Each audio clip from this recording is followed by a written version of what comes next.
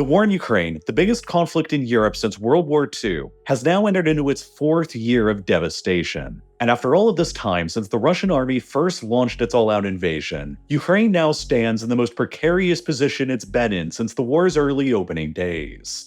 Following an explosive meeting between Donald Trump and Volodymyr Zelensky in the White House at the end of February, Trump instructed the United States to temporarily sever all of its military aid and intelligence sharing with the Ukrainians as an apparent pressure tactic to try and force Ukraine into accepting some kind of a peace settlement with Russia. After Ukraine then indicated that it was open to a temporary 30-day ceasefire agreement with Russia a few days later, the US military aid and intelligence sharing was restored again. But the Trump administration also showed the Ukrainians that for the next 4 years of this administration, the United States will no longer be as reliable of a partner as they used to be, and that their aid and intelligence sharing could always be withdrawn again in the future over some other issue.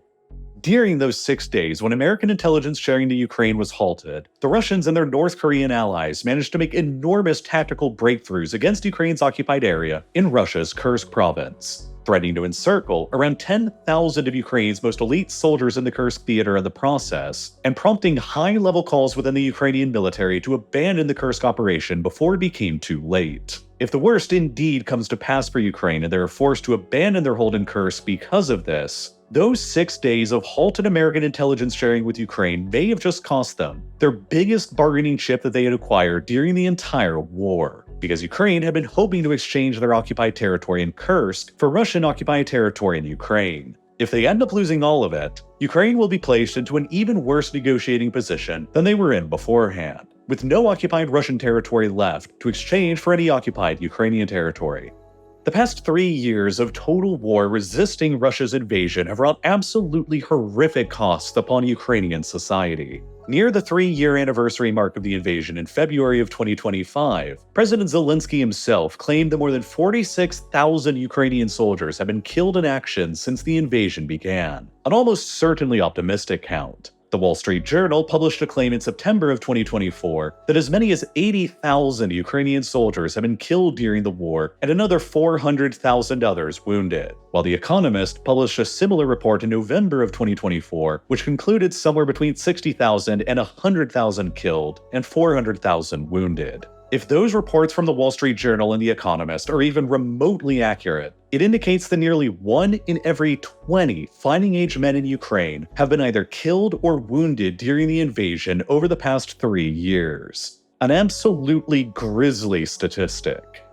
Russia's human losses during the war are believed to be numerically worse, but Russia also has a much higher population and is better able to absorb the damage. Mediazona, an independent Russian outlet, has collaborated with BBC Russia in a massive project to try and confirm through open-source data the names of fallen Russian soldiers during the war. By the end of February of 2025, their project had confirmed the names of more than 90,000 Russian soldiers who had been killed during the war since 2022. But they believe that the total number of Russian soldiers killed, when including so far unconfirmed deaths, is more likely around 170,000, with another 550,000 more or so wounded. That adds up to an astonishing total of around 720,000 Russian military casualties suffered during the past 3 years of war against Ukraine. About the same number of casualties as the United Kingdom suffered throughout the entire 6 years of their experience in World War II. About 750,000. But proportionally speaking, Russia still remains in better shape than Ukraine does because of their much larger manpower pool. The casualty numbers for Russia suggest that roughly 1 in 30 fighting-age men in the country have been killed or wounded during the war, compared with the 1 in 20 fighting-age Ukrainian men. The fighting in the war has also consistently been getting more violent and intense with every passing year, despite little territorial changes along the front line making headlines. Across 2022, it's estimated that around 20,000 Russian soldiers were killed in action. Across 2023, another 50,000 more. And across 2024, Russia is estimated by the Mediazona and BBC Russia report to have suffered around 100,000 soldiers killed in action, and more than 300,000 others wounded just to capture an amount of land in Ukraine, about the equivalent size of the US state of Rhode Island across the Eastern Front. But in addition to Russia's losses being proportionally fewer than Ukraine's losses, Russia has also made up for a lot of its own losses by gaining control over new populations, territory, and resources in Ukraine as well, while even further exacerbating Ukraine's military casualties. Ukraine has lost about 11% of its territory since the Russian invasion began in 2022, in addition to the previous 7% of their territory that was occupied by Russia and Russian-backed separatists before that since 2014. Across this 18% of Ukraine currently under Russian military occupation live around 5 million people who are nominally Ukrainian citizens, but whom Russia is currently trying to incorporate as their own citizens. Putin has demanded that all of these 5 million people within the occupied territories must renounce their Ukrainian citizenship and accept Russian citizenship instead or face deportation. If most of them accept, then Russia has already gained around 5 million citizens for the losses of 170,000 soldiers and another 650,000 or so Russians who have emigrated abroad since the start of the invasion, coming out well ahead with a net positive of millions of people gained. Ukraine, meanwhile, has not only lost around 80,000 of their soldiers probably killed in action, and 1 in 20 of all of their fighting-age men killed or wounded, but they've also lost around 5 million more people to Russian occupation behind the front lines. And they've lost another 6 million other people who fled the country as refugees since the invasion began and have yet to return. Because of these astonishing losses, the Wall Street Journal has recently reported that the total population that's still remaining under Ukrainian control today could be as few as only 26 or 27 million people, a massive decline from their pre-invasion population of around 41 million, and only about half of Ukraine's population at the time of their independence in 1991, of just over 50 million. And in addition to their catastrophic losses in people and territory, Ukraine has suffered enormous blows to their infrastructure as well. On the occasion of the 3-year anniversary of the beginning of the invasion, the United Nations released an updated report that concluded that the cost of rebuilding Ukraine and reviving its economy after the war concluded now stands at approximately $524 billion, nearly 3 times greater than Ukraine's entire economic output for 2024. It will simply be impossible for Ukraine to ever rebuild itself and to ever recover from this catastrophic war without massive outside support and without firm outside security guarantees to deter the Russians from ever attacking the country again. But with further American support for Ukraine seeming shaky now, the question has to be raised. How badly has this war doomed Ukraine's future? And does Ukraine even have any chance at becoming a viable, prosperous state going forward? For starters, up until the Trump administration ordered the temporary halt in aid and intelligence sharing to Ukraine, the United States and Europe had been providing roughly equal amounts of military aid to Ukraine in lockstep with each other. According to the Kiel Institute for the World Economy, a German company that tracks international aid to Ukraine, the US had provided Ukraine with about $67 billion worth of military aid, while Europe, including the UK, had provided them with about $65 billion worth. If the US under the Trump administration eventually ends their military support to Ukraine permanently, it'll effectively blow up what's historically been half of Ukraine's outside military support in the process. In many ways, though, that won't actually be as catastrophic for Ukraine as it might initially sound. European artillery production, for one thing, has dramatically ramped up in scale since the start of the invasion, and is now high enough to nearly match all of Ukraine's wartime needs. According to data from the Center for Strategic and International Studies, Europe is on track to produce about 2 million artillery shells for Ukraine this year through 2025, while the US is expected to only produce about 850,000 shells. European artillery production is, at this point, already more important to Ukraine than American artillery production. And yet, even still, European and American artillery production combined is still lower than Russian artillery production, because Russia is projected to produce about 4 million artillery shells through 2025, double what the Europeans are collectively producing. American artillery would help, of course, but it will not be as decisive as European artillery is now.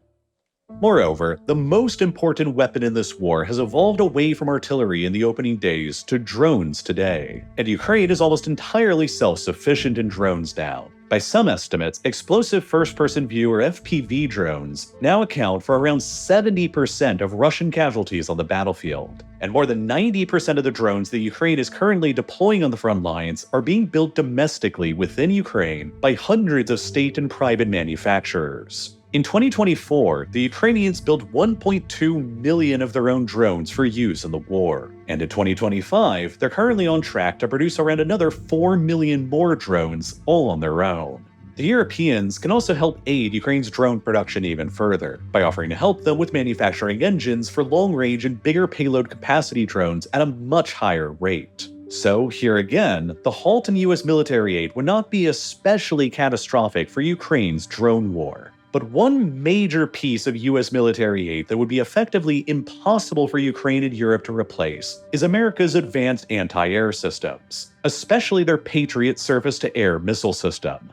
The Patriot system is uniquely suited to shooting down Russian long-range missiles. They're extremely advanced, complicated, and expensive to produce. Each one costs around $1 billion to build and can take up to 2 years to manufacture. And only the US produces the interceptor missiles that the system fires. 7 Patriot systems have been gifted to Ukraine since the invasion began, at least 2 of which are believed to have been destroyed. The remaining 5 are completely indispensable for safeguarding Ukraine's largest cities like Kyiv and Kharkiv that are home to millions of people from Russia's largest and most advanced missiles.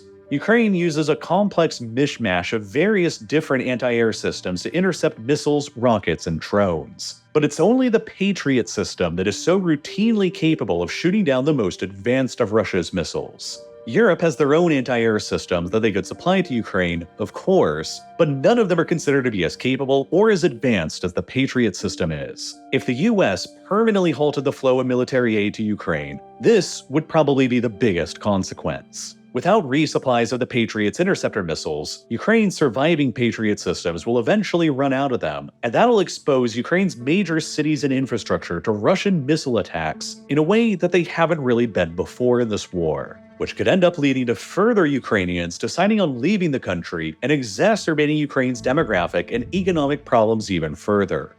In the event that the US eventually does permanently abandon Ukraine's war effort or severely reduces support, European leaders have promised that they will be up to the challenge of continuing on supporting Ukraine for as long as it takes. Only hours after Trump ordered the temporary halt on US military aid to Ukraine, the European Commission President Ursula von der Leyen proposed a massive plan to mobilize 800 billion euros to radically improve Europe's defensive capabilities and to continue providing huge military support to Ukraine. But as it stands now, the proposal is still exactly that, a proposal. And since previous European rearmament plans have fallen well short of their expectations, it's plausible that this plan will too, as the European nations remain pulled between domestic spending priorities and increased military spending.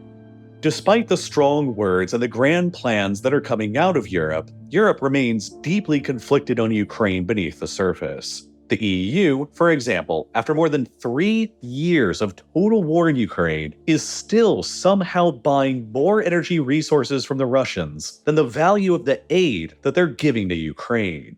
Throughout the 3rd year of the war between February of 2024 and February of 2025, the EU still purchased 21.9 billion euros worth of Russian oil and gas, filling up the Kremlin's war chest, while they only provided Ukraine with 18.7 billion euros worth of financial aid in the same time frame, effectively providing Russia with 1/6 more cash as they provided to Ukraine. A study conducted by YouGov as recently as December of 2024 showed that while most Europeans feel that Ukraine isn't getting enough Western support to stop a Russian victory from happening, only a minority of Europeans in every country measured believed that it was their country's responsibility to be the ones to actually increase the support to Ukraine further. Many European nations with large and competent militaries, like Poland and Germany, have publics that appear to be very opposed to sending any troops to Ukraine as peacekeepers. A recent poll conducted in Poland, a frontline state highly concerned with their own security against Russia, found that an overwhelming 86.5% of the Polish public are opposed to sending any of their troops into Ukraine, while the German government has likewise said that Berlin is opposed to sending any of their peacekeepers to Ukraine either, without direct American involvement,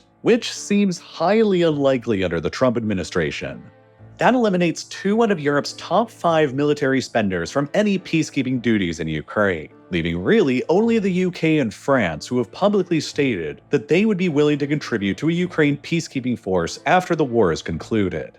But even with their declared willingness to do so, though, they may all yet be empty promises because Russia has categorically rejected the idea of any NATO member state deploying peacekeepers to Ukraine at all. The Russian position has been clear that any NATO states deploying peacekeepers to Ukraine after a ceasefire or peace settlement would be interpreted by the Kremlin as an act of war, and they're probably not going to back down from that position. So would the UK and France still be willing to send their troops to Ukraine as peacekeepers if the Russians seriously threatened to immediately attack them the moment that they arrived? Would Russia ever even agree to a ceasefire in the first place if Europe insisted on French and British peacekeepers being there afterwards? Regardless, Ukraine's #1 biggest problem and their greatest obstacle to surviving as a nation after this war are their own atrocious demographics. Even before the start of the current war, Ukraine's demographic profile was already arguably the most troubled in the entire world. After the collapse of the Soviet Union in 1991 and Ukraine's independence, the chaos of the transition led to a complete collapse in Ukraine's fertility rate, the number of children born per woman in the country. By 2001, the Ukrainian fertility rate had plunged to become what was, at the time, the lowest in the entire world, at only around 1.1 children being born per woman. Well below the natural population replacement level of 2.1 children per woman.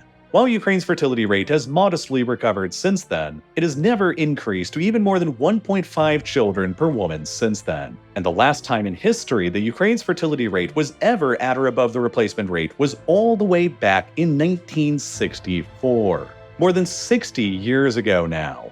In literally every single year since the start of Ukraine's independence in 1991, more people have died or left the country than have been born in it, which has led to Ukraine steadily losing population every single year without pause ever since. Now, during the chaos of war, this demographic doom enveloping Ukraine has gotten even worse. The fertility rate has now fallen beneath 1 child per woman in the country for the first time according to data from the UN Population Fund in 2024, while Ukraine now simultaneously experiences the unfortunate distinction of having both the world's lowest birth rate and the world's highest mortality rate, with 3 times as many deaths taking place in Ukraine through 2024 as births. As a result of this, Ukraine's population pyramid today looks something like this, with a chasm of young people between their late teens and 30s who were born in the 1990s and the early 2000s. This is why the Ukrainian government has always resisted calls to lower their conscription age to include this demographic. At the onset of the war, Ukraine refused to expand the military conscription age to men younger than the age of 27, and they only reluctantly reduced the conscription age down to 25 years old in 2024.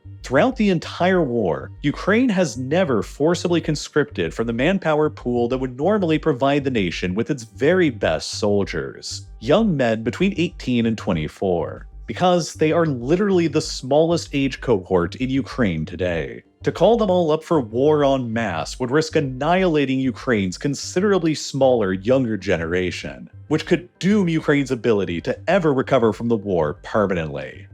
Ukraine has thus been faced with an almost impossible choice to make ever since the invasion began. Concede territorial and sovereignty losses to Russia and spare their youth's future, or commit their youth to the war to gamble on a better outcome and risk destroying their future for good if the gamble goes badly. To make matters even worse for Ukraine's demographic future, the vast majority of the estimated 6 million Ukrainians who have left the country since the invasion began were women of childbearing age and children themselves, the majority of whom now do not have plans to ever return. With the loss of 5 million Ukrainians behind the front lines and the losses of tens of thousands of soldiers and civilians at a minimum, Ukraine's future will be incredibly challenging if they fail to attract most of the 6 million refugees outside of the country to return back after the war is over. Without most of them returning, Ukraine's economic redevelopment will be permanently stunted by chronic labor shortages and a smaller manpower base for the army to defend against another Russian attack in the future.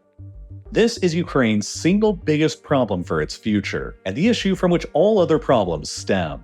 The country will only have a very narrow window of opportunity provided to it after the war is over to attract most of its diaspora back, or else it'll probably experience stagnation or even further decline for decades, as evidenced by the example of Bosnia. Bosnia was torn apart by a horrendous civil war in the early 1990s that saw around 1 million people fleeing the country as refugees, or just over 20% of the country's pre-war population. While most of these people eventually did end up returning back to Bosnia after the end of the war, the country has still struggled with its labor force and its population growth ever since. Younger and more educated Bosnians have remained more likely to emigrate away from the country ever since, which has led to a chronic brain drain and skill gap affecting the country's economy, leading to almost constant economic stagnation in Bosnia. After 2010, 15 years after the war had ended, the emigration rate out of Bosnia has actually steadily increased, and a survey in the country as recently as 2019 showed that more than a third of Bosnians still wanted to permanently leave the country for good. As a result, Bosnia initially began recovering some of its population after the end of the war, until it started sputtering and stagnating in the later 2000s. And it's been faced with continuous population decline every year since 2009 now. If Ukraine fails to attract back most of its refugees after the war is concluded, it might be doomed to follow a similar long-term trajectory of stagnation as Bosnia has after the end of its war. And in order to do that, Ukraine will need to be stable with security guarantees from outside powers that will help give most of the refugees confidence that another war won't explode again shortly after they return. But so far, nobody has appeared willing to truly give Ukraine those ironclad security guarantees. And that's why Ukraine is so eager to go about and try and acquire them. They know that without them, they stand little chance at attracting most of their diaspora refugee population from ever returning again. And with that, little hope of ever recovering their economy and building a better future. Much has also been made about Ukraine's supposed resource wealth contributing to the country's reconstruction after the war as well. But there's a lot of problems here beneath the surface that most people aren't really talking about right now. Ukraine claims to supposedly have nearly $15 trillion worth of valuable mineral resources within their internationally recognized borders, including what they claim to be the largest deposits of lithium, titanium, and uranium that can be found in Europe. Ukraine claims that their country is home to about 5% of the world's total mineral resources, including major deposits of 23 out of the 50 materials that the US government deems to be critical. The government claims that the country is home to about 6% of all the world's graphite reserves, and that they have enough titanium reserves to provide all of the US and EU's demand for a quarter century. These claims have attracted the notable attention of the Trump administration, which has sought to secure some kind of a minerals deal with Ukraine in exchange for further US military and intelligence support, and maybe even reconstruction support. But notably, absolutely no security guarantees. There's a lot of people who think that Ukraine's mineral wealth will feature prominently in the country's reconstruction after the end of the war. But there's so many problems with this plan that are generally being overlooked right now. For one thing, the exact extent of Ukraine's mineral resources is based on very limited data. The last known actual assessment of Ukraine's potential mineral resources that all of these claims are being based on today was conducted between the 1960s and the 1970s during the Soviet era, with old, outdated exploration techniques and technologies. Ukraine might not actually have as many valuable mineral resources as they claim to have. Even worse, a very significant amount of these claimed resources are currently behind the front lines within Russian-occupied territory. It's been estimated that roughly 53% of all of Ukraine's potential mineral resources surveyed during the Soviet era are currently within the Russian-occupied parts of the country, which is far from a coincidence. A major wartime objective of Russia's has without a doubt been to seize as much of Ukraine's valuable resources as possible to further cripple the country's future and to force them into bending the knee to Moscow. Out of all of Ukraine's most valuable provinces in terms of potential mineral wealth concentration, the Donetsk province is the single most valuable one, and the one that has not coincidentally experienced the most ferocious fighting of this entire war. And while the Dnipropetrovsk province is the second most valuable in terms of potential minerals, the Luhansk province is the third most potentially valuable, which Russia's forces have almost entirely occupied as well. Moreover, Russian forces have also managed to occupy more than 56% of Ukraine's hard coal reserves as well, which are heavily concentrated within the industrial Donbass region. Ukraine's hard coal reserves before the war were the sixth largest in the world, that heavily contributed to the country's energy profile. But with more than half of those reserves lost now, Russia has managed to increase their own hard coal reserves to jump from 5th place globally into 4th place globally ahead of Australia, while Ukraine has probably plummeted from 6th place globally down to 10th place, with fewer hard coal reserves still remaining within their controlled territory than Poland. Ukraine has also lost an estimated 20% of their potential natural gas fields and 11% of their potential oil fields to the Russians as well, further restricting the resources that they'll have access to recover after the war is over. The Trump administration has been attempting to bully themselves into some kind of American access to these potential Ukrainian minerals as a kind of after-the-fact repayment for past and future US military and intelligence support. But it's also not clear how much this potential deal is factoring in that most of those potential mineral resources are behind the Russian side of the front line currently. Ukraine's potential minerals are also almost entirely untapped right now, due to years of uncertainty over the conflict with Russia and a litany of internal problems within Ukraine, ranging from corruption to the aforementioned demographic issues. Starting up the mines to even begin extracting these potential mineral resources will be a massive project that'll take years to accomplish and huge piles of capital to get going. Worldwide, it takes an average time span of 18 years to actually develop a mine, and it usually costs anywhere between $500 million and $1 billion to do so. Then, after all that time and money just to get it up and running, a mine can then run for well over 50 years. Committing to building a mine therefore requires anyone to have a massive amount of confidence in the location's long-term stability. Since much of the remaining potential mineral resource location sites in Ukraine, under Ukrainian control, are so near to the existing front line in Ukraine, and since the war between Russia and Ukraine has really been ongoing for 11 years now, ever since 2014,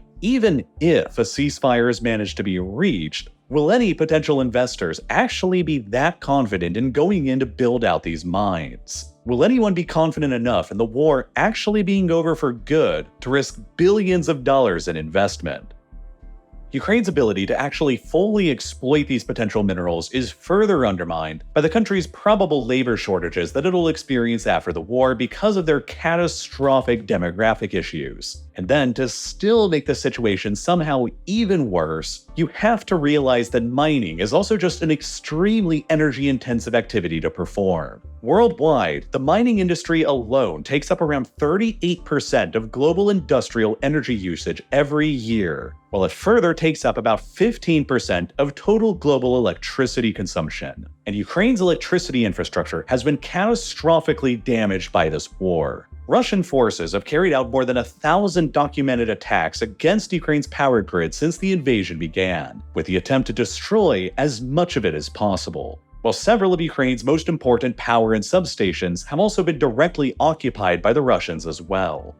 The result is that Ukraine, as it currently stands now, has been left with only about 1/3 of its total pre-invasion power capacity still remaining. And the vast majority of that remaining power capacity is all being provided by just 3 remaining nuclear energy complexes in the center and the far west of the country, which the Russians have been reluctant to target with attacks out of fear of triggering catastrophic nuclear meltdown scenarios. As it stands now, Ukraine doesn't have the energy capacity available to it to consider large-scale mining operations. The entire country's energy infrastructure will have to be painstakingly rebuilt and upgraded at tremendous cost before mining operations can even be considered. And then after you throw in all of the other complications from the mineral surveys being decades old and potentially unreliable, to most of the potential minerals being in the Russian occupation zone anyway, to the probable Ukrainian labor shortages, to the fact that outside investors will be wary to actually put down the huge amounts of capital and time required to build out the mines, and you're left with the probable reality that any Ukrainian minerals agreement with the United States will be based on unrealistic expectations.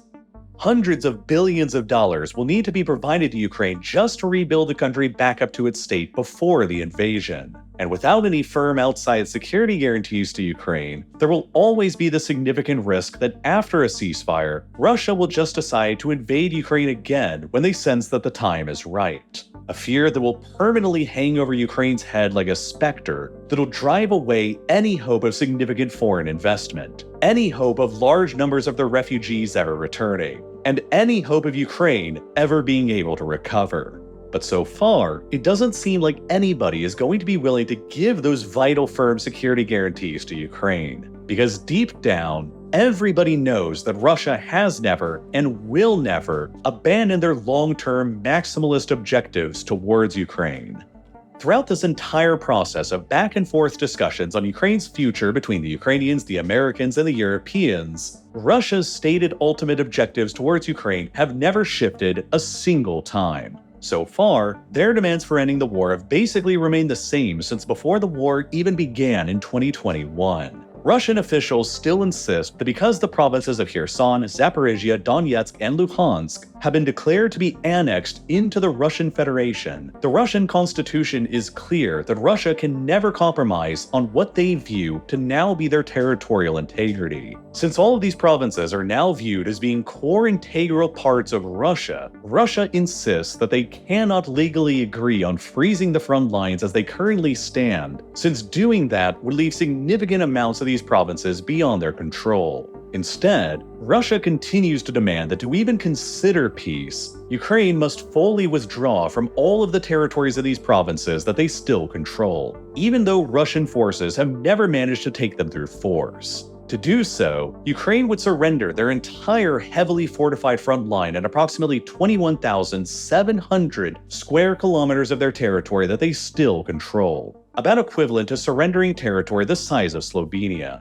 More than 1.3 million Ukrainians still live on this territory that would be surrendered to the Russians as well. 1.3 million human lives that would be turned over to a hostile force that is actively attempting to conquer and incorporate them. And 1.3 million more people that Ukraine would lose from its already struggling demography. To say nothing of the potential resources that would be lost across this land, especially in the Donetsk province as well. Russia still demands that Ukraine and Georgia as well be permanently barred from ever being allowed to join NATO. They still demand that Ukraine be banned from receiving foreign aid, and they demand that no NATO states be allowed to send any peacekeepers to Ukraine. They still demand that Ukraine commit to a massive reduction in the size of its armed forces by around 95% of what it currently is, complete with extremely strict limitations on the numbers of tanks, aircraft, and artillery pieces allowed in their army as well. Russia still demands that an amendment be made to the Ukrainian constitution that includes a so-called neutrality clause, binding whatever remains of Ukraine to permanent international neutrality, forbidding it from joining international military alliances like NATO. Russia still demands that Ukraine bans itself from ever being able to carry out joint military training exercises with any other countries without the explicit prior approval of Russia. And Russia continues to demand that Ukraine enshrine Russia, their invader, as their security guarantor state in the future. Russia is not and has never been interested in a compromise with Ukraine. Putin's Russia seeks nothing less than the complete and utter subjugation of Ukraine, no matter how long it might take. Russia has broken every single treaty and agreement with Ukraine that they have ever signed since the dissolution of the Soviet Union. Even if they do agree to a temporary ceasefire or peace roughly along the current front lines, Russia will eventually, sooner or later, try and come back for the rest of Ukraine later. Everybody knows that. And nobody wants to put their own people at a serious risk of war with Russia because of it. And so the security guarantees that Ukraine requires after the war to deter Russia and to become stable and secure are not very likely to happen. Ukraine will continue trying to acquire them, of course, because they also know that deep down without them, in the long run, they are going to be doomed. At the time I produced this video, Ukraine and Russia have been meeting separately with the United States and discussing the terms of a potential ceasefire after more than 3 years of continuous war. Russia, too, has been badly weakened by this war, especially in terms of the amount of equipment and materiel they've lost. And they likely won't be able to continue at their current pace of fighting for much longer than another year. Both sides are obviously interested in ending this war on as much of their own terms as they can manage. But the Ukrainians have recently lost the majority of what for months had been their single biggest bargaining chip, their pocket of occupied territory in Russia's Kursk province that they had hoped to offer in exchange for the return of some of their own occupied lands in eastern Ukraine. Initially, the Ukrainian armed forces managed to quietly gather together around 10,000 of some of the most veteran elite units across the border over last summer. And then they launched the largest ground invasion into Russia since the Second World War last August. The operation sought to acquire as much Russian territory as possible in order to give Ukraine more negotiating leverage, and it sought to divert as many Russian resources as possible away from the critical Eastern Front, where Russian forces have been making sustained, slow but grinding gains. Initially, this new Ukrainian offensive into Kursk proved successful, as it caught the Russians in the area almost completely off guard, which led to the Ukrainians overrunning around 1,000 square kilometers of Russian territory in Kursk within only the first week of its beginning. The next part of this video will cover exactly how this whole operation unfolded, and why it initially went so well for the Ukrainians before eventually turning into a disaster. And this next part covering Ukraine's Kursk offensive is also a part of my overall Modern Conflict series, a monthly video series that I produce that covers modern-day wars, conflicts, and military operations in depth. With nearly 50 other episodes that I've produced in this series, I've been uploading new episodes in Modern Conflicts every single month, and I've been doing that consistently for more than 4 years now, covering nearly every modern conflict in multiple battles. From the ongoing Russia-Ukraine war to Russia's previous wars in Georgia and Chechnya to America's war against ISIS. And you can go and watch all of these Modern Conflicts episodes right now on this video's sponsor, Nebula, where they can only be found because of the highly sensitive subject material that they discuss. And what's even more, when you sign up for Nebula, you'll also get access to all of the other amazing exclusive content that's available there from hundreds of other independent creators and podcasters, many of whom you probably already know as well, like Neo's Underexposure series, that includes a deep dive documentary into the investigation of Malaysia Airlines Flight 17, that was shot down by pro-Russian separatists over Ukraine in 2014, along with other exclusive series from creators like Wendover Productions, Real Engineering, Mustard, and many others. And best of all, if you sign up by clicking the button that's here on your screen right now, or by scanning the QR code on your screen, or by following the link that's down below in the description, you'll receive an insane 40% discount off of an annual subscription, which means it'll only cost you $3 a month or $36 a year for all of this awesome exclusive content from myself and hundreds of other independent creators, with even more stuff getting added every single month. And if you already have a Nebula subscription and you want to gift one to a friend or a loved one, you can now do that as well with a gifted subscription with the exact same discount by following the link down in the description as well. I don't run a Patreon and I never will, so signing up for Nebula using my link is the absolute best way that you can help directly support what I'm doing here on Real Life Lore. And as always, thank you so much for watching.